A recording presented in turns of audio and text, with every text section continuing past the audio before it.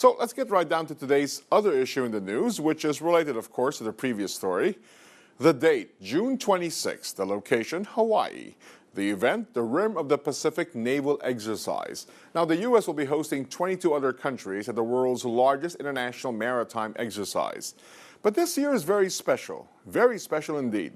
That's because China will be participating for the first time with a missile destroyer, a missile frigate, an oiler, and a hospital ship. Well, quite a few analysts say it's an awkward time following a series of controversies in the East and South China Seas within the last year. Now, they say that could complicate an already highly unusual level of engagement between China, the United States, and U.S. allies at RIMPAC. Well, this even if senior military officials in China and the United States have had discussions for years. Now, is the timing in fact awkward? Maybe, maybe not. But it's not to say China doesn't have its reasons for participating, as mil.sohu.com describes. Here are 3 theories to answer the question, why is China joining this year's exercise? First, to study. By joining the military exercise, China can learn much through communicating, cooperating, and joining some exercise movements with many navies from different countries. Second, to understand. China needs to understand their allies and potential rivals. In peacetime, the process of understanding others should never stop. It's like the World Cup. You don't know anything about your rival.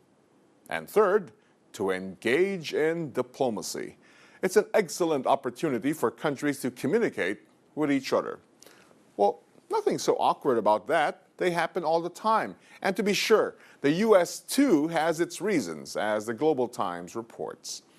In 2010, the U.S. unexpectedly invited Russia to participate in the RIMPAC. However, China replaced Russia this year. Analysts said the U.S. invited Russia previously because of its rebalancing strategy in the Asia-Pacific region.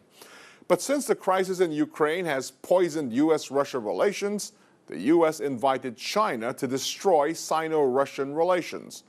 Also, China's Navy has significantly developed in recent years and has become a force to reckon with in Asia. If they didn't invite China, it would have been too obvious that their target is China. So inviting China to join the RIMPAC makes sense.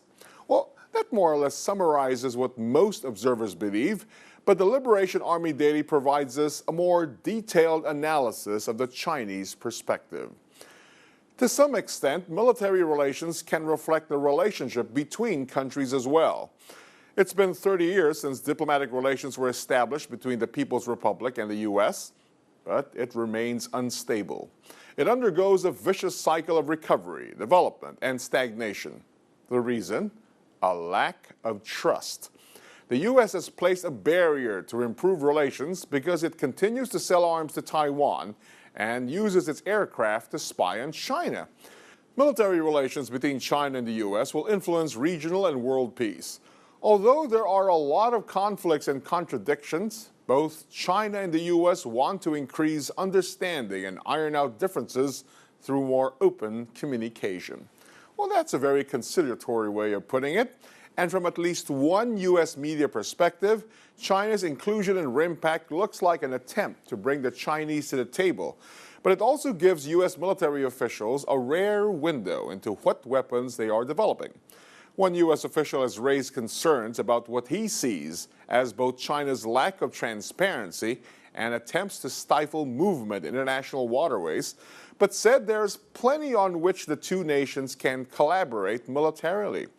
As one Chinese media said, the issue is mutual trust. It's not that complicated. And that's Around the World. Up next, local China stories on our regional roundup.